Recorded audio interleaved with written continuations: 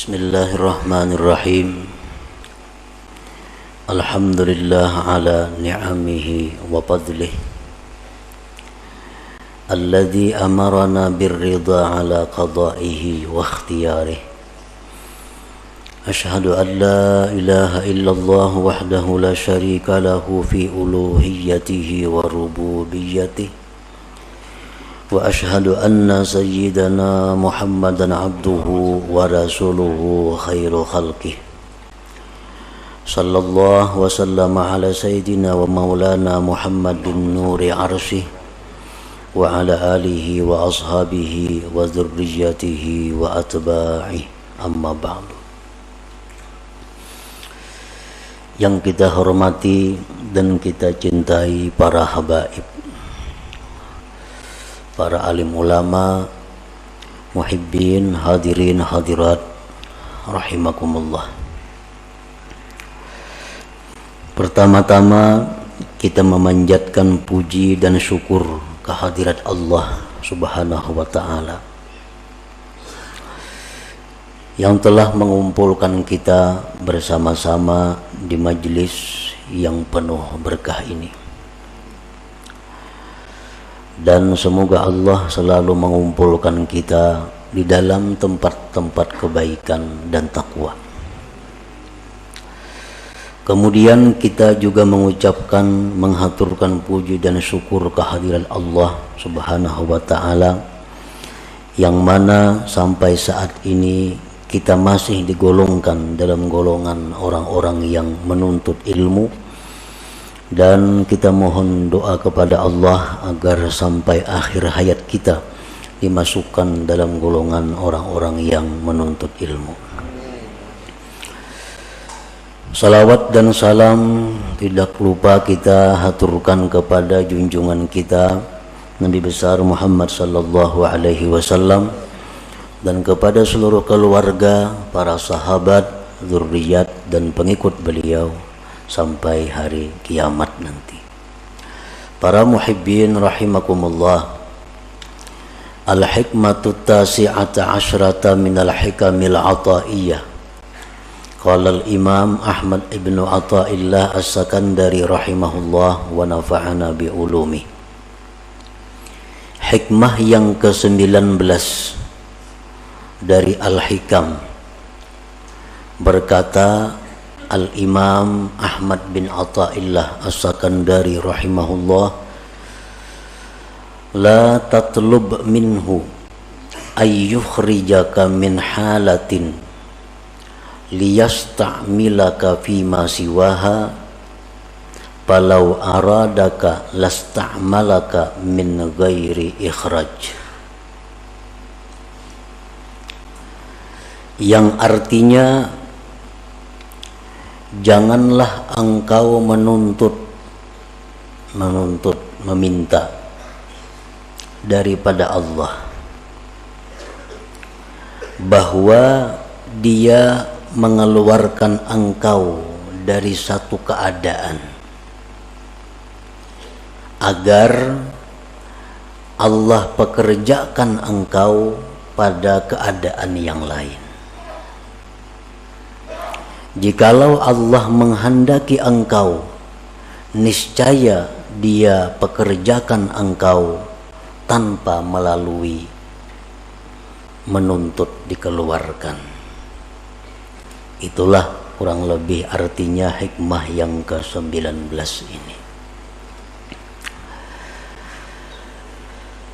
Adapun penjabarannya adalah idza kana al-mar'u ala halatin la tuwafiqu gharadahu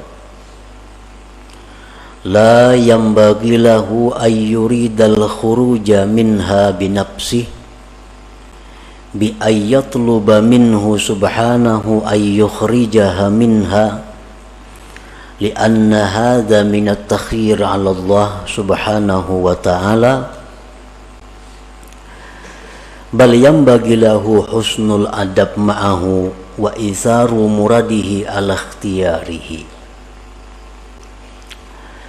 Apabila adalah seorang hamba atas satu keadaan yang mana keadaan itu tidak sesuai dengan yang dimaksudnya. Apabila kita berada pada satu keadaan yang kada sesuai dengan keinginan kita, maka tidaklah patut, tidaklah layak bahwa menghendaki seorang hamba tadi keluar dari keadaan itu dengan dirinya sendiri, dengan bahwa dia menuntut dari Allah bahwa Allah mengeluarkannya dari keadaan itu, karena ini merupakan dikti atas Allah Subhanahu wa ta'ala. Bahkan sayogianya semestinya bagi dia berbaik adab beserta Allah dan mengutamakan apa yang dikehendaki Allah atas pilihannya itu sendiri.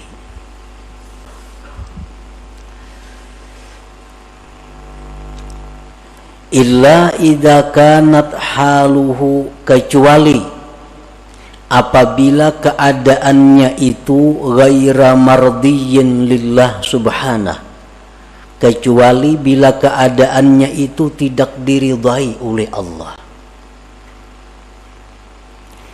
Au aikatan min wazaifihid diniyah wal amali bil a'malis salihah, atau keadaan itu mencegah dia dari tugas-tugas keagamaannya dan beramal dengan amal-amal saleh, maka boleh bagi dia meminta kepada Allah bahwa Allah keluarkan dia dari keadaan yang demikian itu. Fahuwa min alamati ma'rifatil abdi bi rabbih subhanahu wa ta'ala, maka itu merupakan tanda ma'rifatnya seorang hamba dengan Allah subhanahu wa ta'ala. Nah, para muhibbin rahimakumullah, artinya kalau kita berada di suatu kondisi, di suatu keadaan, situasi yang tidak sesuai dengan keinginan kita, maka janganlah kita minta kepada Allah bahwa dipindah dari kondisi keadaan itu kepada keadaan lain. Jangan kita minta kepada Allah bahwa kita ini dipindahkan kepada keadaan yang lain, karena itu namanya adalah mendikti atas Allah. Hendaknya kita menerima keadaan itu dan berbaik adab beserta Allah, dan inilah merupakan pilihan Allah yang dia utamakan daripada pilihannya sendiri. Kecuali bila mana keadaan yang dia alami saat itu keadaan yang tidak diridhai Allah. Dia berada dalam situasi yang tidak diridhai Allah, atau di dalam situasi keadaan yang mencegah dia melaksanakan tugas-tugas keagamaan atau beramal amal saleh. Nah, maka boleh baginya minta kepada Allah agar dikeluarkan dari situasi itu kepada keadaan yang lain. Nah, itulah tanda orang yang ma'rifat dengan Allah subhanahu wa ta'ala. Nah, para muhibbin rahimakumullah, secara rinci lagi para ulama menjelaskan, fal arifu billah idza kana a'zab la yatamanna zawaj. Orang yang sudah kenal dengan Allah itu, apabila dia tidak mempunyai pasangan, baik bujang, duda, janda, dia tidak minta kepada Allah agar diberi jodoh. Ini orang yang arif dengan Allah. Ini nih bujang atau duda atau janda, kada berpasangan lah. Nah itu ngarannya satu keadaan. Ini keadaannya bujang, keadaannya kada belaki, kada begini. Inya kada minta kepada Allah agar diberi jodoh, kada minta.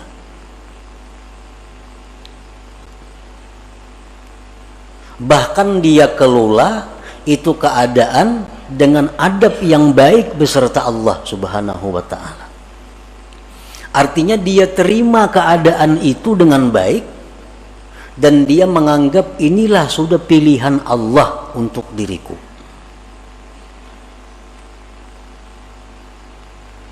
Nah, kecuali keadaan itu, keadaan membujang atau kada berpasangan tadi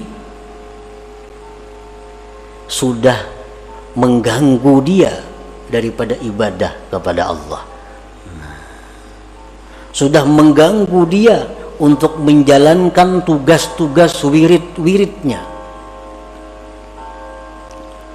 Orang kada berpasangan, banyak godaan-godaan, timbul kadang-kadang pikiran syahwat. Nah, dan keadaan itu terus mendesak sehingga membuat dia gelisah, membuat dia sembahyang kada khusyuk lagi, membuat wirid-wiridnya terlantar karena menahan godaan-godaan ini. Nah, kalau sudah demikian halnya, dia boleh minta kepada Allah agar diberi pasangan hidupnya. Nah, selama ibadahnya teratur baik, selama dia bisa menjaga diri dari hal-hal yang diharamkan, dia tidak akan minta jodoh kepada Allah, karena itu menganggap sudah pilihan Allah yang terbaik bagi dirinya. Nah, itu contoh orang bujang atau duda janda nang ma'rifat kepada Allah Subhanahu wa ta'ala. Jadi kada minta jodoh lawan Tuhan, apalagi mencari jodoh manusia ke situ kamari. Lawan Tuhan aja kada minta jodohnya.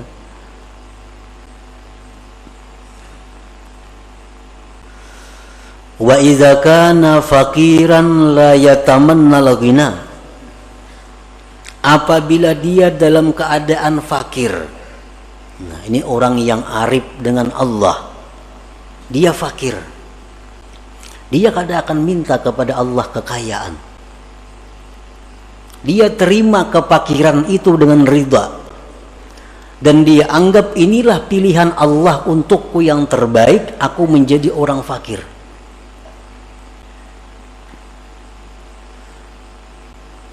Nah, kecuali apabila sudah kefakiran itu membuat dia terganggu ibadah kepada Allah, apabila kefakirannya itu sudah menghalanginya berbuat amal-amal yang saleh, nah maka di saat itu dia bisa memohon kepada Allah agar dipindah daripada orang fakir menjadi orang yang berada atau orang kaya.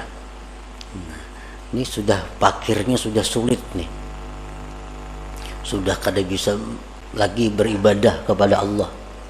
Nah, sudah kada kawal lagi melaksanakan wirid-wiridnya, sudah kada bisa lagi menuntut ilmu karena kada berduit. Menuntut ilmu perlu duit. Ini sudah kada berduit lagi, menuntut ilmu kada kawal lagi, pikiran kada karuan, beribadah sudah kada nyaman lagi.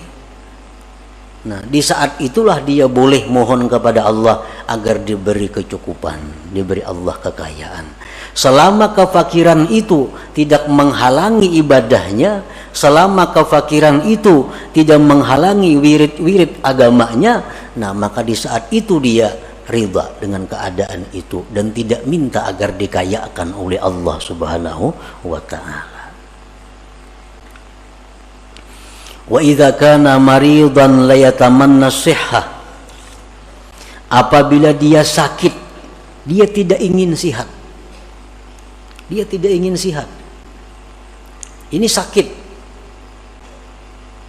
Tapi dalam keadaan bisa melaksanakan tugas-tugas keagamaan, bisa beramal saleh, sakit ini tidak akan diusahakan untuk disembuhkan, dan dia tidak akan minta kepada Allah kesembuhan. Tetapi kalau sakit ini sudah mengganggu, nah tugas-tugas keagamaannya, sakit ini sudah mengganggu wirid-wiridnya, sakit ini sudah mengganggu menuntut ilmunya, nah di saat itulah dia minta kepada Allah kesembuhan dan kesehatan.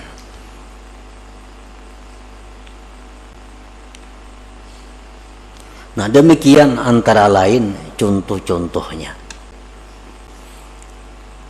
Kalau kita dalam keadaan dan keadaan itu tidak kita senangi, keadaan itu tidak kita ingini, maka diamlah kita pada keadaan itu, ridhalah pada keadaan itu, jangan minta keadaan lain kepada Allah. Kalau kita masih bisa beribadah kepada Allah, kalau kita masih bisa melaksanakan tugas-tugas keagamaan kita, nah itulah tandanya orang yang ma'rifat dengan Allah Subhanahu wa ta'ala.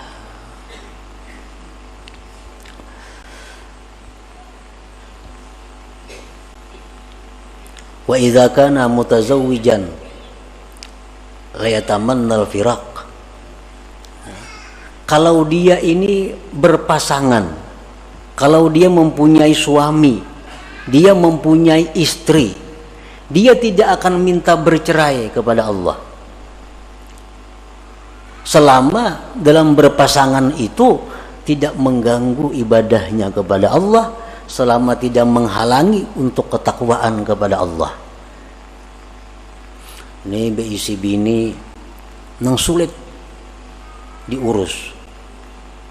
Ada kadang-kadang manusia diuji Tuhan dengan itu.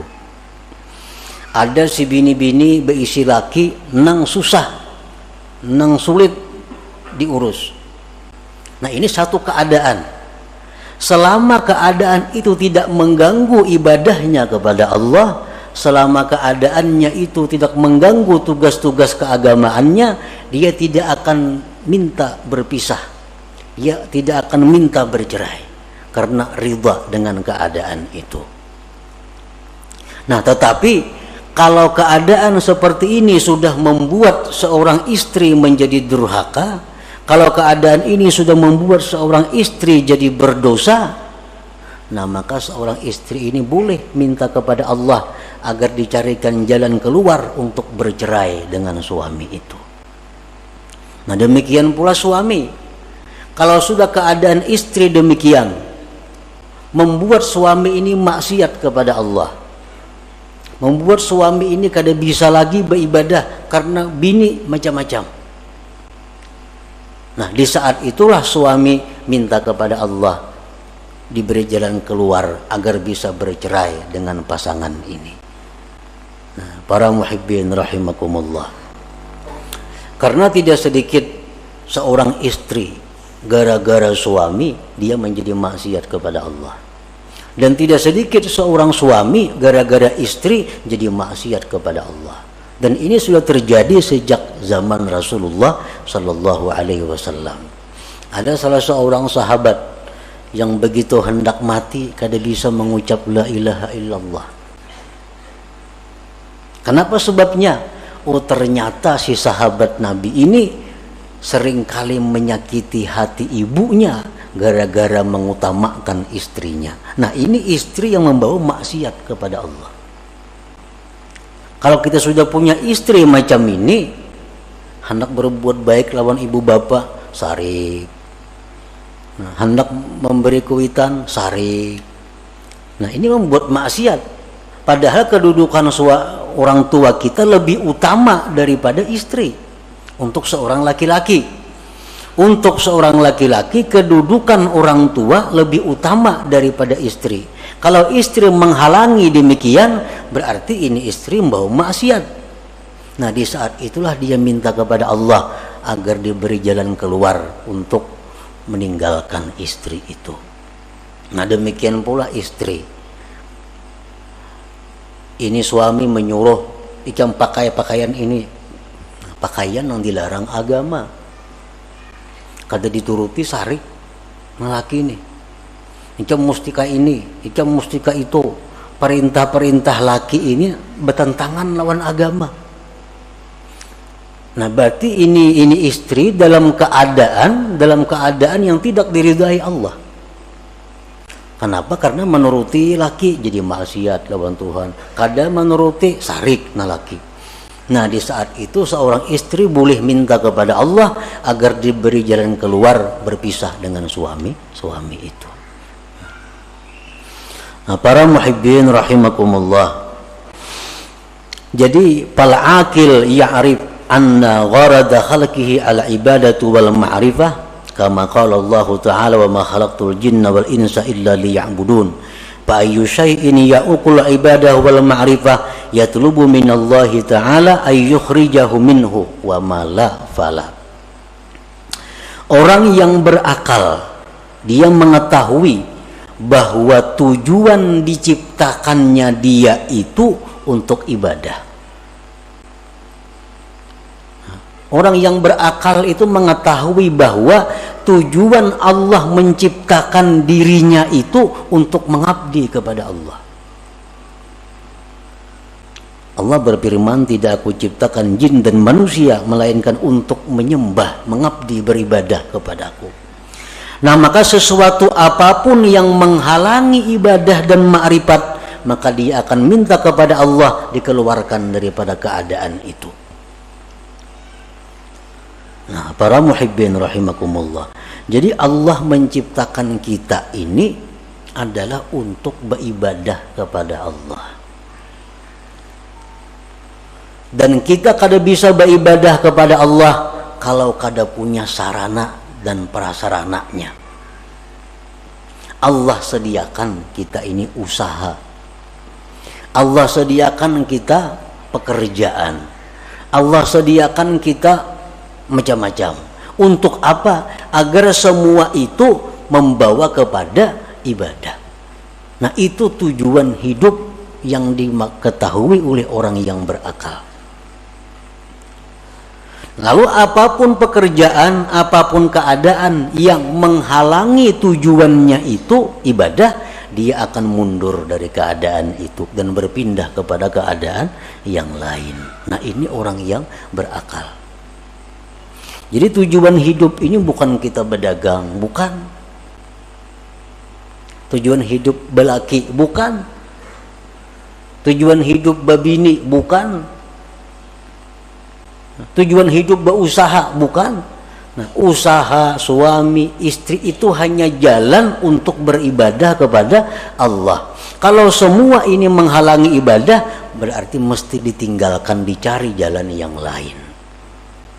Nah, para muhibbin rahimakumullah. Nah, disitulah kita merenungi, disitulah kita disuruh tafakkur.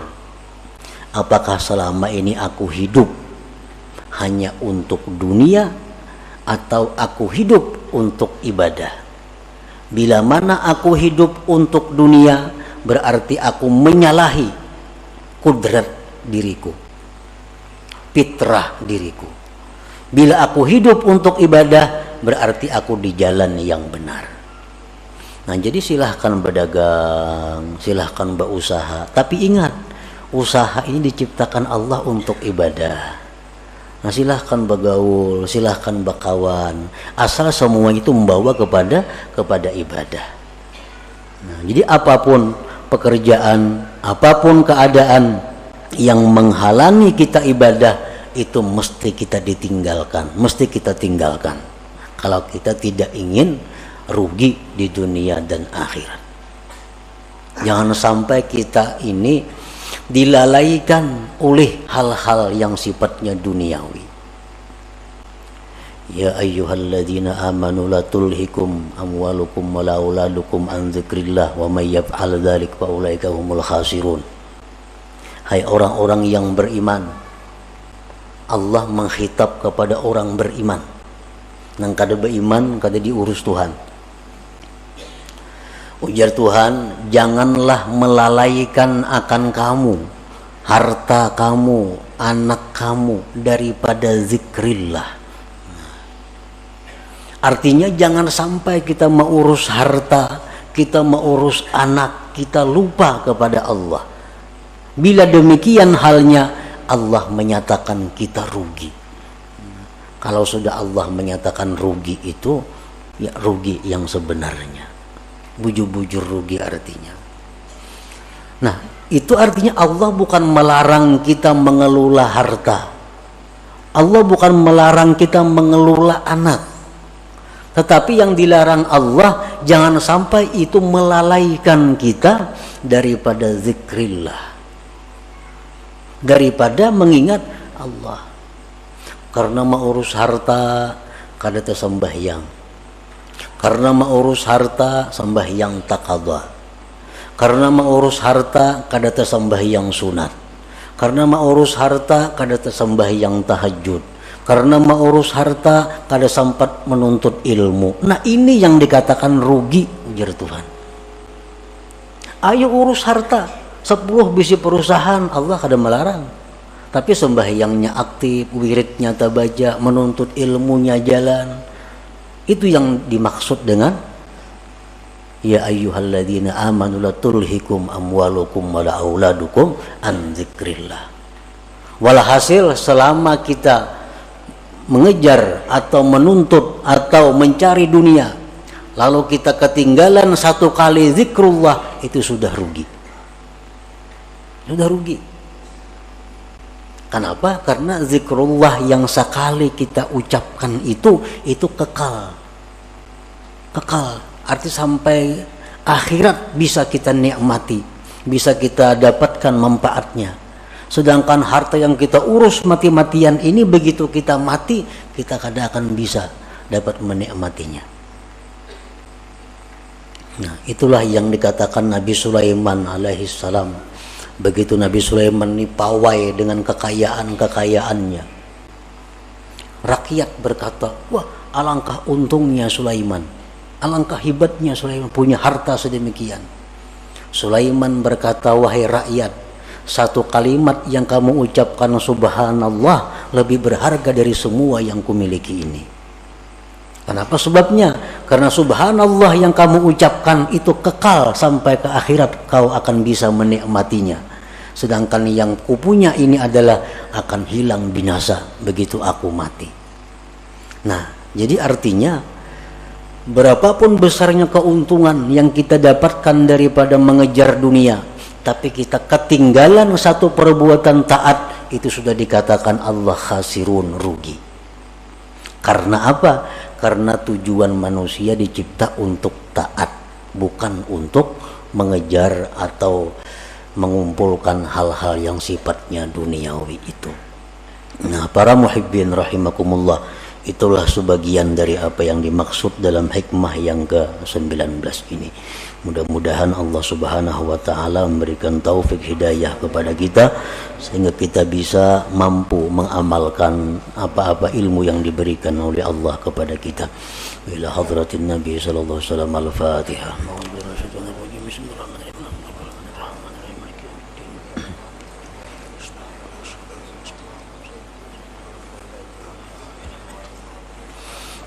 Ya Allah biha, ya Allah biha, ya Allah bi husnil khatimah, ya Allah biha, ya Allah biha, ya Allah bi husnil khatimah, ya Allah biha, ya Allah biha, ya Allah bi husnil khatim.